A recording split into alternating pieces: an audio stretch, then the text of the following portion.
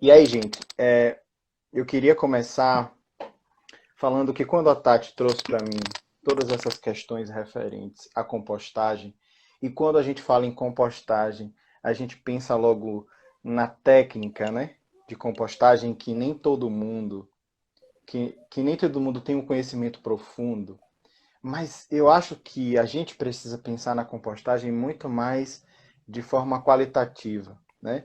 É por isso que é muito importante a gente começar falando sobre compostagem, mas não sobre a técnica.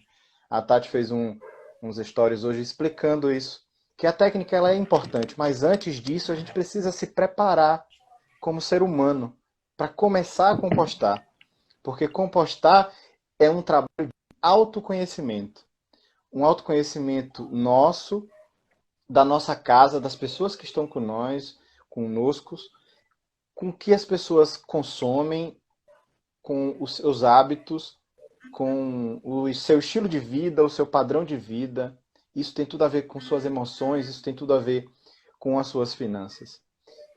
Então, Tati, passo a bola para você para a gente iniciar esse bate-papo dessa forma. A forma qualitativa, o que é que a gente precisa? Eu fico pensando, muita coisa que a gente precisa aprender antes da técnica. Eu acho que em outro momento, o principal eu acho que é da compostagem, até porque a técnica pode variar.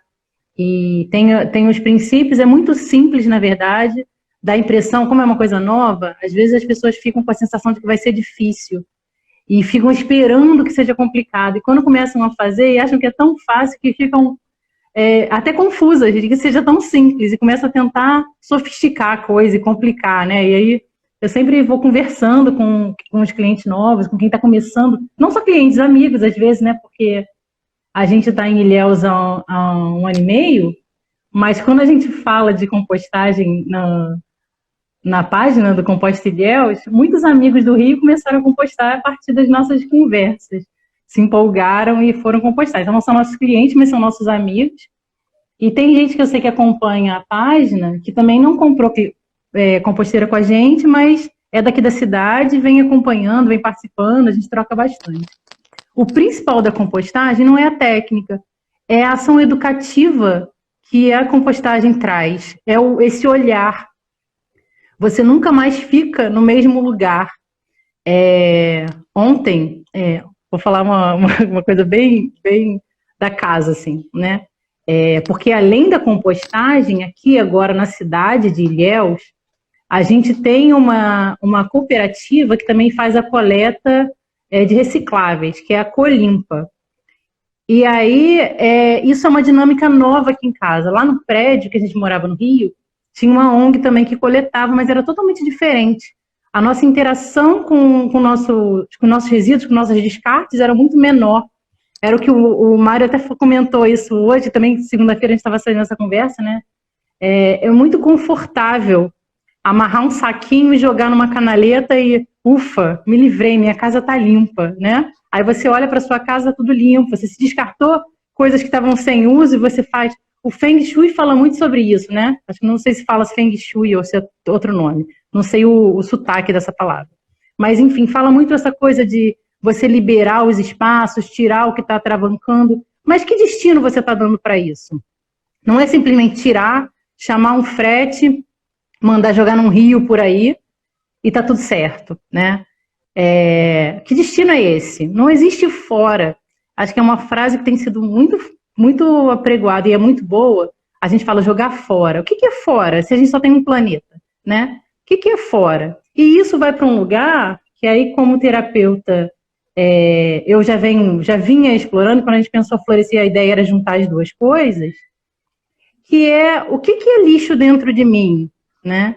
O que é esse lugar que eu quero jogar fora, que eu não quero olhar, assim como o lixo? Quais são esses sentimentos? Aí a gente pensa, outro dia, eu sou muito provocadora, né? Então, eu escrevi um texto falando sobre inveja. As pessoas ficam muito incomodadas quando você fala, era uma coisa sobre a minha infância, e botando a ideia de inveja. As pessoas ficam tão desconfortáveis, porque é como se inveja fosse algo que só o outro pudesse sentir. Todos nós sentimos, a gente só não assume, é o nosso lixo. amarrado e jogado na canaleta, né? Raiva, ódio de uma situação. Eu não sinto ódio de ninguém, eu não sinto raiva de ninguém. Todo mundo sente em algum momento. Alguma coisa na vida te coloca num lugar em que você sente desalento, você sente tristeza, você sente frustração. Ninguém está imune a isso, em alguns momentos. E isso também te permite. Se você começa a aceitar que isso existe em você, que a tristeza, a raiva, né, que a gente não está feliz sempre, que a gente não está exultante sempre, que a gente não está apaixonado sempre. A gente é casado há 17 anos. Não é 17 anos apaixonados. Tem fases em que a gente se olha e fala, cara, o que eu estou fazendo aqui? No outro dia a gente olha e se reapaixona, e é muito legal que isso aconteça, né? As relações são assim. E aí a gente começa a pensar na reciclagem. Os relacionamentos também são assim, os sentimentos também são assim. Então, o que um dia é ódio, o que um dia é raiva, na verdade, se eu aprofundar e olhar melhor para ele, ele pode me mostrar que eu estava com medo, que eu estava triste, que eu estava frustrada. E aí, olhando com atenção para isso, eu posso ressignificar, que é a forma que eu tenho para compostar meus sentimentos. Aí, voltando agora para a compostagem, para o lado de fora, que também é dentro. Quando eu começo a compostar na minha casa, os meus resíduos, né, os meus resíduos orgânicos, eu olho para aquela casca de melancia, para aquela casca de banana. Banana é uma coisa que a gente tem muito, né, normalmente. Para os talos de brócolis, para os talos de couve. E aí a gente começa a prestar atenção no que a gente consome, no que eu estou jogando demais fora, no que eu não estou consumindo. Então, se a nossa caixinha, a gente costuma guardar os resíduos dentro de uma caixa na geladeira, num pote na geladeira, até completar e vai abastecer as minhocas. Se a nossa caixinha estiver demorando muito a ser preenchida, significa que a gente está comendo mal.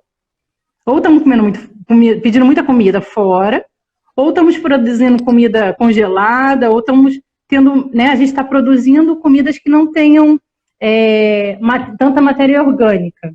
Ou a gente pode chegar num nível, que não é o nosso nível ainda, do aproveitamento integral, em que a gente tem muito pouco descarte.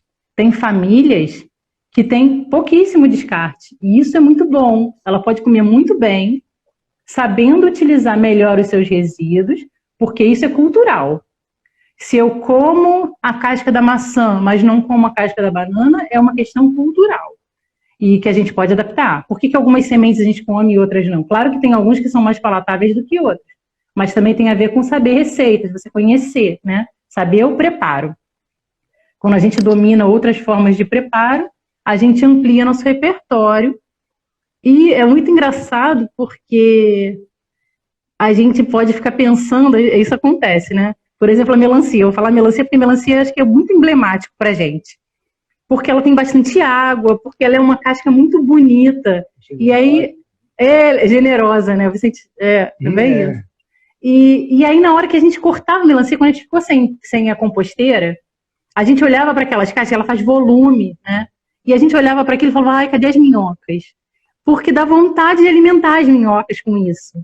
Então, cadê as minhocas, né? Ai, cadê a composteira? E isso fez a gente fazer questão de trazer um jeito de viabilizar, trazer a composteira para cá. Mas, ao mesmo tempo, eu não posso ficar achando... Hoje eu estava preparando brócolis. E aí tinha um talo. Aí eu falei, não. Eu fiquei naquela, cozinho o talo ou dou o talo para minhoca, porque senão não ia sobrar nada do meu brócolis para minhoca. Só tinha aquele talinho para elas. Aí eu olhei para mim e falei, não, peraí. Primeiro a gente tem que comer, né? É mais importante que a gente coma e que o resíduo vá para minhoca. Né? E ter isso em mente, não perder isso. Falei pra caramba, ó. Vai lá, Mário, o Vicente, por favor. Ótimo, deixar comigo. Isso é uma coisa que a gente vai reparando, que a gente vai evoluindo nesse processo. Não é uma coisa assim que a gente, como ela falou, a gente não está muito longe daquilo que a gente visualiza como ideal. A gente está no meio do processo. Então, a gente começa a ter aquela consciência de incômodo com o nosso lixo. Então, a gente começa a ver, mas não consegue ter uma atitude de reciclar, não tem isso em mente. Mas isso vai amadurecendo, até que aparece uma oportunidade que você consegue perceber e começa a fazer esse trabalho. Aí, gradativamente, você vai melhorando esse processo e começa a visualizar a diminuição que vai acontecendo no volume do seu bicho. Aqui, a gente era um saco de 15 litros todo dia, e agora a gente está quase colocando esse saco de 15 litros por semana, graças a todos esses procedimentos que a gente está tendo. E pode melhorar ainda mais. Que são pequenos, porque é a compostagem e a coleta seletiva para colimpa. É só isso, né? E prestar atenção. Ainda tem muita coisa que a gente pode reduzir, né?